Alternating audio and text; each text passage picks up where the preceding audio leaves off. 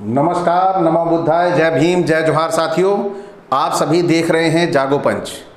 जागो पंच में आप सभी का स्वागत बहुत बहुत।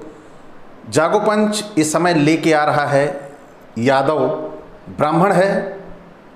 यह एपिसोड आज दूसरा है, क्योंकि इस एपिसोड में जिस प्रकार हमारे जो नवोदित क्षत्रिय भाई हैं, जो लिखते हैं यादव क्षत्रिय है, उन्हीं को ये संदेश देना मात्र है इस वीडियो का कि आप क्षत्रिय नहीं, आप ब्राह्मण हो।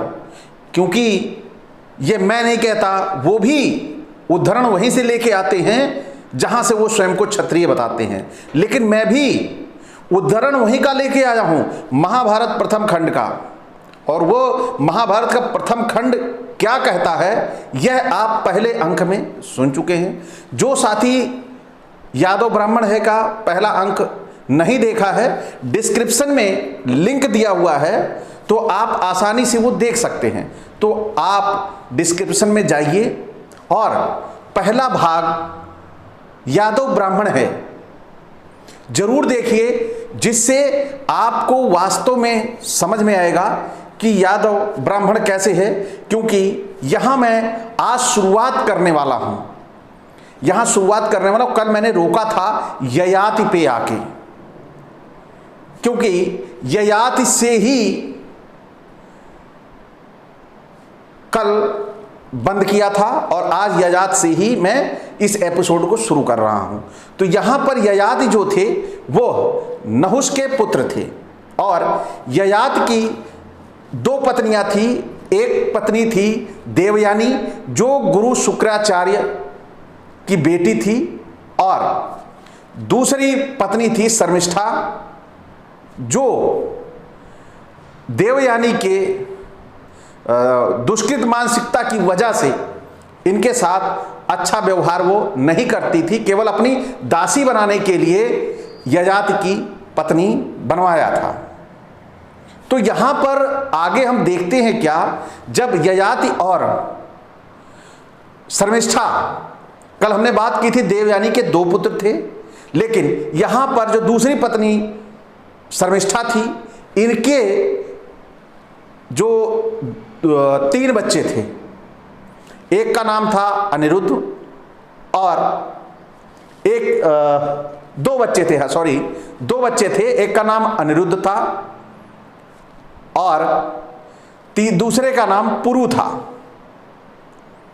तो जो पुरु थे, उन्हों से ही आगे ये वंश चला है। तो यहां पर जो पुरु था, उनकी शादी कौशल्या नाम की स्त्री से हुई थी। और आप सभी को दिखाई भी दे रहा होगा, ये जो चार्ट बना हुआ है, ये चार्ट दिखाई भी दे रहा होगा। तो यहां पर जो भी बातें हम करेंगे, साक्ष्यों के साथ करेंगे, क्योंकि बीच बीच में आपको महाभारत प्रथम खंड के उन अंशों को भी दिखाया जाएगा कि जिन अंशों में जो मैं बोल रहा हूं वो वहां पे लिखा है। ऐसा नहीं कि मैं कुछ मनगढ़ंत लेके आया हूं, मेरी आदत नहीं है मनगढ़ंत बोलने की, क्योंकि मैं ब्राह्मण नहीं हूं। मैं हूं एक मानव और मानवता का पोषक, सामाजिक समानता व भाईचारे पे काम करता हुआ व्यक्ति, जो अंधविश्वास और पाखंड की पोल खोलने में लगा है। तो मेरे पास अपना मनगढ़ंत कुछ नहीं है।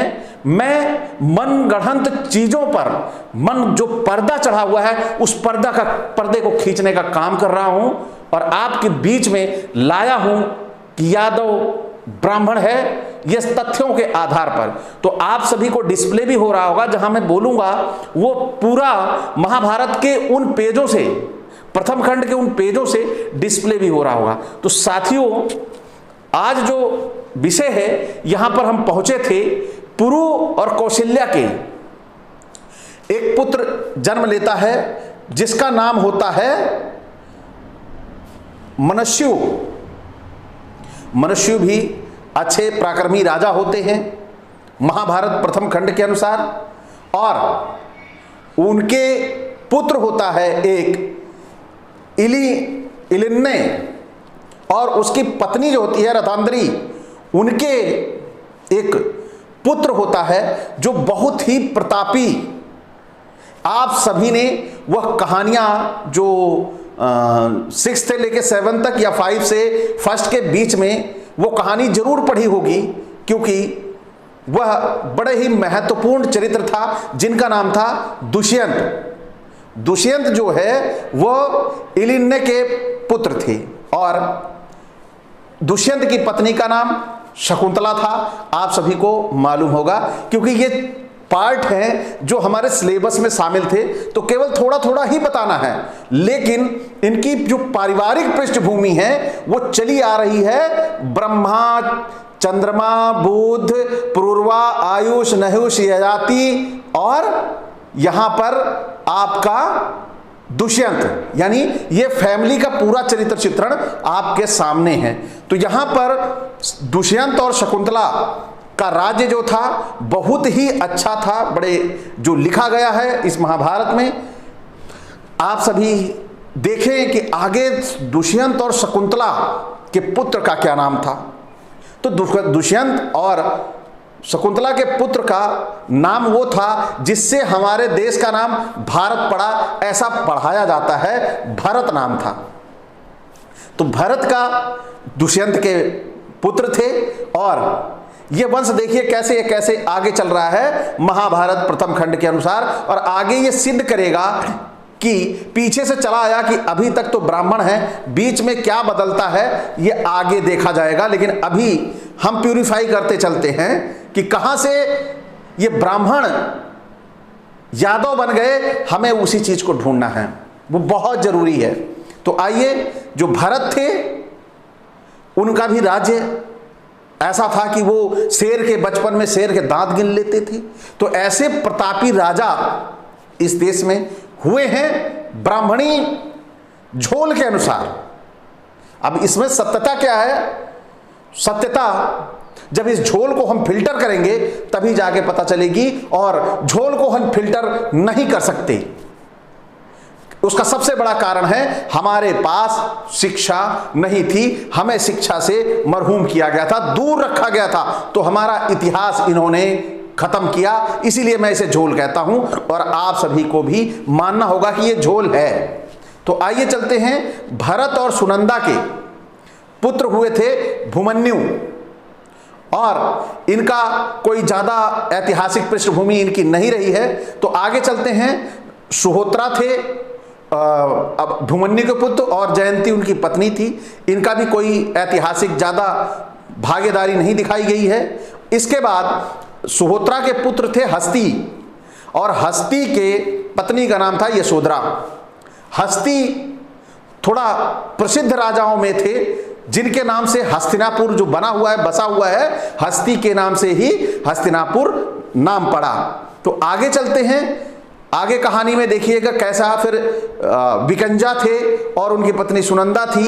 इनका भी कोई बहुत ज़्यादा नाम नहीं था ऐतिहासिक। लेकिन फिर आगे है अजमेर, इनका भी कोई ऐतिहासिक बहुत रोल नहीं है। फिर इरुषा और उनके इरुषा के बच्चे शवर्णा, शवर्णा जो है इनका भी कोई विशेष रोल नहीं था, लेकिन राज्य में इनका ऐसा रोल था कि यहीं से थोड़ी जो विषम परिस्थितियां दिखाई गई हैं जो इस कुल में आई थी, विषम परिस्थितियां कि इनके राज्य छोड़ के भागने पड़ा, तो यहीं सवर्णा से ही वापसी फिर से हुई थी राज्यपाट की।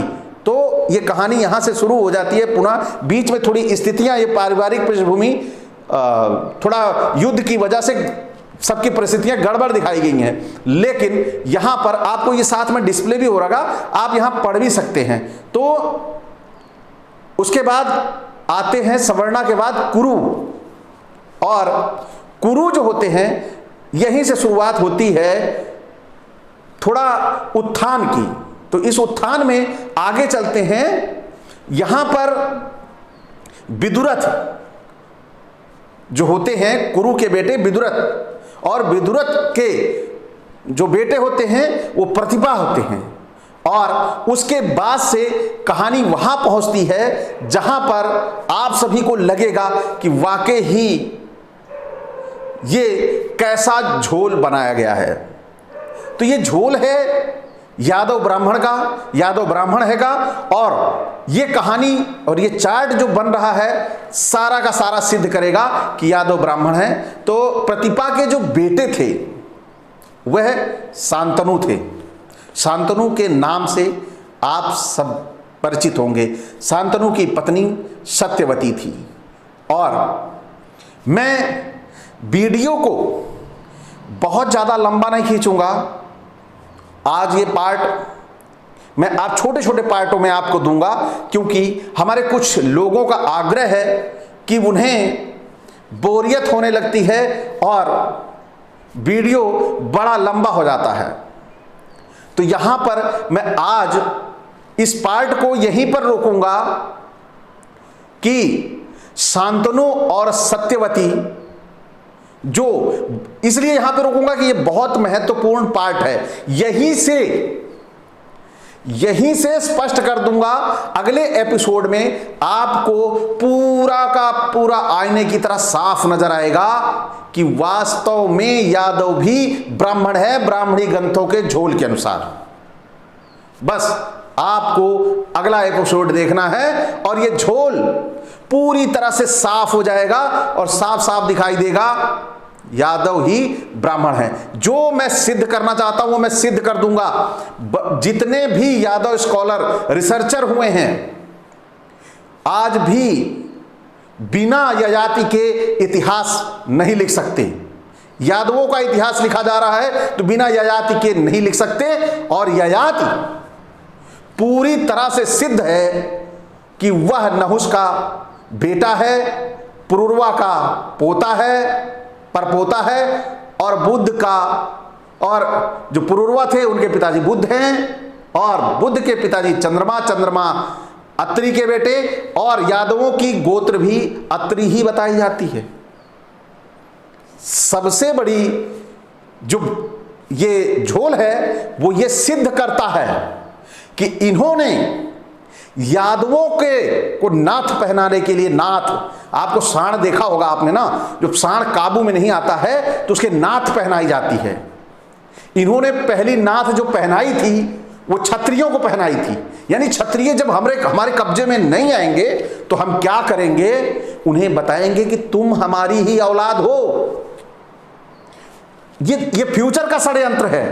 पहले ये क्षत्रियों को बताएंगे कि तुम हमारी औलाद हो, और फिर दूसरे नंबर पर पकड़ के लाएंगे यादव भी तुम हमारी औलाद हो, हम तुम्हारे सगे भाई हैं। चंद्रमा तो हमारे परिवार के थे और अत्रि तो हमारे सहोदर थे। मनु कहेगा कि वो हमारे सहोदर थे। अब इसी झोल को समझने के लिए आपको अगला एपिसोड जब देखेंगे तो आप खुद दावे और विश्वास के साथ कहेंगे कि यादव ब्राह्मण है, न क्षत्रिय है, न शूद्र है। ब्राह्मणी ग्रंथों के झोल के अनुसार, मेरे अनुसार यादव मानव है, मानव ही रहेगा। जिसके अंदर यह भ्रम क्षत्रित्व का आता है वह महाभारत प्रथम खंड उठा के देख ले और पढ़ ले, यह भ्रम टूट जाएगा। उसे लगेगा कि वो ब्रह्मा की औलाद है। इसी के साथ आप सभी साथियों से चाहूँगा कि अगर आपको वीडियो अच्छा लगा हो तो आप सभी लाइक करें, और जो नए साथी हैं वो सब्सक्राइब करें, और ज़्यादा से ज़्यादा शेयर करें, और बेल आइकन की घंटी दबा लें, क्योंकि कल का वीडियो बहुत ही महत्वपूर्ण होने वाला है। ये वो क्यों महत्वपूर्ण होने वाला है, क्योंकि यहाँ पे जो मैंने ला के रोका है शांतनु से ही पूरी महाभारत खड़ी है। ये जो महाभारत डिस्प्ले हो रही है प्रथम खंड, ये पूरी की पूरा जाल ये इसी शांतनु पर टिका हुआ है। शांतनु सत्यवती से ही पूरा का पूरा महाभारत का प्रकरण रचा गया था। तो यहां पे मैं इसलिए रोक रहा हूं क्योंकि यह बहुत महत्वपूर्ण बिंदु है, क्यों जहां से हम उत्पत्ति होती है वह मुख्य हमारे लिए है। तो उत्पत्ति हमारे शांतनु है, शांतनु ही महाभारत की जड़ है। ये अगले एपिसोड में जरूर देखिए। आप सभी से विदा चाहूंगा। नमस्कार, जय भीम, जय जोहार।